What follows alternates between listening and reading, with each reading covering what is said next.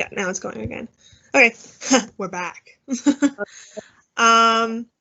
Yeah, so where were we? Talking about Frampton House? Was that? Yes, we was going to go to Frampton. Yeah, we're moving to Frampton Street when I was 7. And you were saying it looked like a castle. It looked like a castle. We actually had it was an apartment building, but not a big apartment building. It was really, really, again, a nice size apartment. It was only 4 stories high.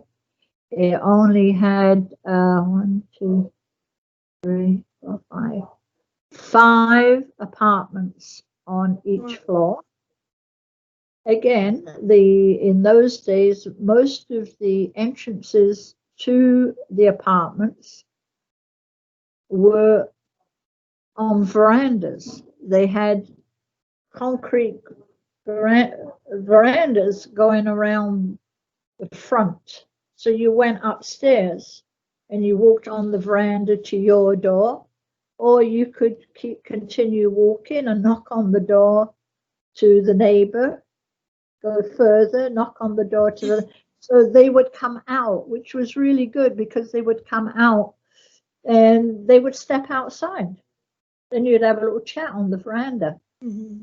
So women in those days, often after they were doing their laundry, they would come outside and fold their arms and look over the balcony and check out what the kids were doing down in the... Because we had a big play area too. There was no cars. It was supposed to be a parking lot. Eventually, it became a parking lot when people got cars, but there was no cars. So the kids had this whole big area where we could step, and we were safe because there wasn't a gate there exactly, but they had it kind of enclosed by garden, like by greenery, by grass and trees. So you didn't go out on that area because there was roads on once you got outside there. Again, we only ever knew one person in the whole apartment building to have a car. And everybody was quick to say, I don't know why he's got it. He doesn't drive it. All he does is clean it. Every Sunday you could come out and there he would be buffing up this car. And I mean, of course, he did use it on occasion, but really it was like his toy. And everybody talked about it because everybody else was jealous that they didn't have. Yeah. Right. And it was a wind-up car too. It was, where you stood in front of it and you wound. Kind of like what is it in Sound of Music? He winds up his car. Yeah. What number was that apart, like on the street? Well, it was called where we lived was 18 Frampton House. Okay. It was called Frampton House. It was not called apartments because it really, was kind of they were all kind of in that area. No one had gone more than 5 or 6 flights up. They'd all kept it. Yeah, rather low. Kind of reasonable, like, where people could have a chance. And because of the way the verandas going outside your front door, and there was no elevators. There was no need for elevators because it was only 4 floors. Yeah. The ground floor was considered 1, so there was only 3 floors above the ground floor. Yeah. Yeah. So, it was a nice area to move to. The thing that kind of, as a kid, you say to your dad or your mum, well, where's our furniture gone? Why haven't we got any furniture? And because of where we were coming from, around all the bomb buildings and the mice and the rodents that were there, all our furniture had to be fumigated. Oh wow. Yeah. Now that took Does a that make lot sense? when you think about it, that took a lot of organization from the council to arrange for your furniture to be picked up, taken somewhere, and then delivered back to your new home. Yeah.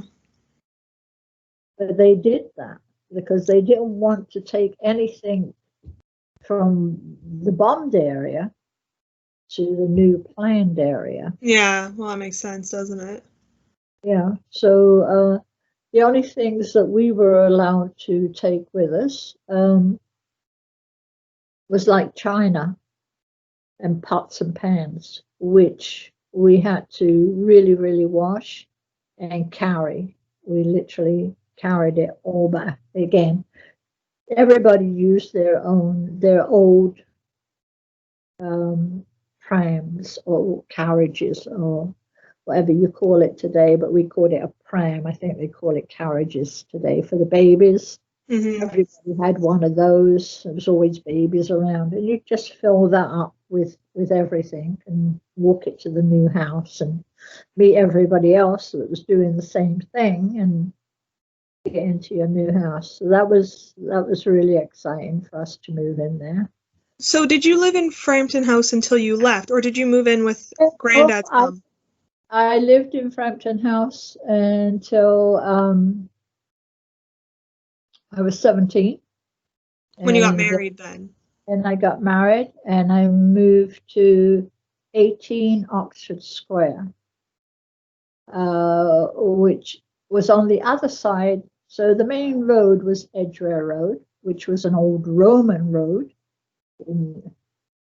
Um, and Edgware Road divided the two areas. I was from Malvern, and my husband was from Paddington.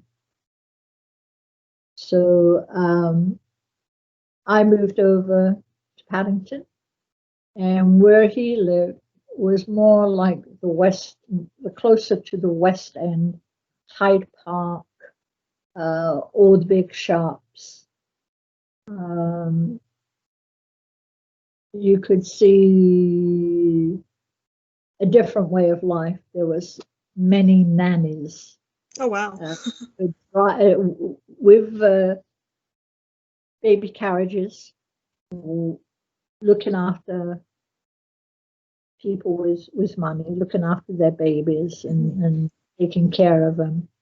What I loved about that area, which is something I don't know why they don't do today, but because it was called a square, it was more like four sets of houses, um, all attached on each side of the road. Huge big houses. Obviously, there was a butler waiter thing. I've forgotten what they called Oh, that. dumbwaiter, a dumbwaiter. There was a dumb waiter in our house. The living room was like a ballroom, like the beautiful windows with all the stained glass in them and stuff like that, and the designs on the woodwork. The fireplace was like, I don't know, 5 feet tall or something like that. It was gigantic. And the mirrors went from the start of the end of the fireplace to the ceiling. They were Oh wow. absolutely massive. And later on, I found that these houses had been confiscated by the government from the rich people during the war. And because the people that had 2 or 3 houses could move somewhere else. Mm-hmm. And I don't know if they ever paid them for it or what. I was always just told that they had been confiscated. And each house now had, 4 families in it. And so it would have been Granddad's mom, because Granddad's dad had Granddad's dad passed by that time? No, so grandmother and grandfather were there. Sheila was there. Chris was there. The oldest son, Steve, was there. Oh, he was still there. He hadn't moved yet. Yes, he was. He was still there with Audrey and with baby John. Oh, wow. Oh, I didn't realize John was born like Steve in England. I didn't realize that. He was in England. He was born in England. When I met them, they had already planned to come to Canada, and I only got to go over there a couple of times before they moved to Canada. Before they moved? And then when they moved to Canada, we got married and we moved into their bedroom. So there was a spare room because they had left Canada. So that's where the Canada idea came up.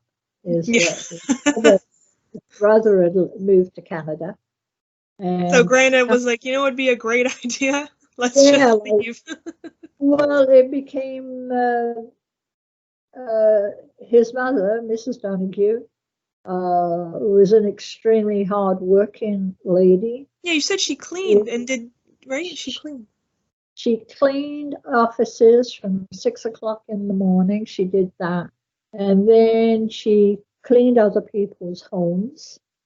She did laundry for other people. Wow.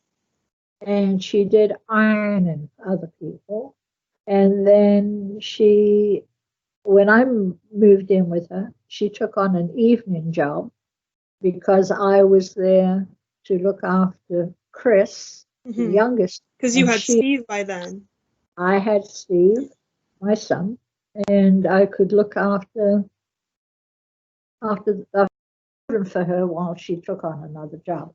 Unfortunately, Mr. Donoghue, the father, Nick's father, had a drinking problem. So hardly ever saw him. And he wasn't really welcome too much into the house. He came home usually when the pubs closed, and you would just hear him going upstairs. So there was no relationship really. No relationship. Sheila was scared of him, so was Chris. And in fact, Sheila had said she would never ever bring her friend. Because I said, I never see your friends. You're always talking about. She was too ashamed to bring anybody to the house in case he walked home, came in, you know. Yeah, she did send me. I had emailed her recently about. She told me all about him working in Covent Garden. About when I told her that I had been there for that project. So she told me all the stories about Granddad going and helping him there as well. Yeah. Yeah. So then you would have been living there. You had Steve. What hospital did you have Steve at again? St. Mary's, Pratt Street. Was that where you were born too, or no? I can't remember. Yes. It's the nearest hospital to our house. So would that have been where your dad died as well? Or did he die? Yeah. Yes. Wow. Yes. It's like it's quite interesting actually to think about a little bit. Just thinking about you being born there, your dad passing there, and then Steve being born there as well. I don't know, I just feel like it's quite interesting that all happened in the same, because obviously you wouldn't get that back home, would you? Think about the fact that of where I was born versus where, like, you know what I mean? Like, it's just not, and then even when I have kids where they're going to be born, they're not going to be born at York Finch. I don't even think York Finch exists anymore. Right. No, it doesn't. I don't think so. But don't forget, again, because of the way London is so condensed, you know, because you've been there, the size of the streets. When I say I was 3 streets away, that's normally not even a 5-minute walk. So Pratt Street, which is where St. Mary's Hospital is, Might have been a 15-minute walk, because when I was a kid, and I told you the story about there was always in the tenement house, the downstairs apartment, or flat as we call it, their windows were surrounded by wrought iron fencing. And there was a bar between the fencing and the wall of the flat. And kids used to like to swing on that. Boys, especially the boys, would go over the railings and they would swing. Well, because there was only one girl on my street of my age at the time, because several of my family had moved out that had girls, I was always with my brothers. And they said if anytime I wanted to go with them, they always gave me something daring to do in order to go with them. So they had been swinging on the rope, and they said, well, you should swing on the rope if you want to come with us. Well, of course, I swung on the rope snapped, I went down and face first. Ooh. And split my chin open. But I didn't want to get them into trouble. So I stayed down there holding my chin, thinking I could put it together again. Oh, it just happened that my dad had popped home from work. He had a kind of a job at the council. His job during the day was a councilman. He was also a shop leader, like a union leader. He was a shop steward. And he would often just pop home. He might have gone to the store, saw bananas, picked up some bananas, which was very rare and very expensive. And he brought them home, and he was looking for me to give me a banana. Oh, God. And he was calling and calling. And I guess finally I started to cry enough that he heard, and he came down, and he just picked me up in his arms, literally, and ran me to the hospital. Oh. Like, he put something on my chin to hold it, said, hold it on your chin, and he ran. He was a very athletic man. Yeah, he must have been. And he ran to the Praed Street Hospital, and I had 7 stitches in my chin. Yeah. So Praed Street Hospital was like when Billy fell off of the church steeple, he broke both arms. So he was in Praed Street Hospital. When Brian got the nail through his eye, he was in Praed Street Hospital. So they became quite familiar with you guys. They knew the Kimber family. The Kimber family would be in here eventually with some kind of accident that they had. I think that would be quite common with 4 boys. Yeah, they were all, well, as I say, we were always climbing. They loved to climb up conker trees and get conkers, and then play conkers, because you said you used to play that quite often. They would so I think it was soak them in vinegar and put them in the oven.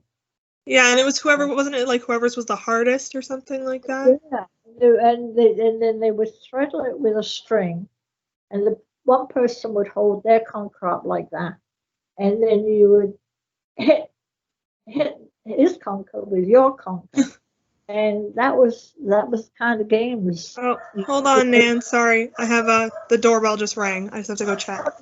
I'll be back. Okay.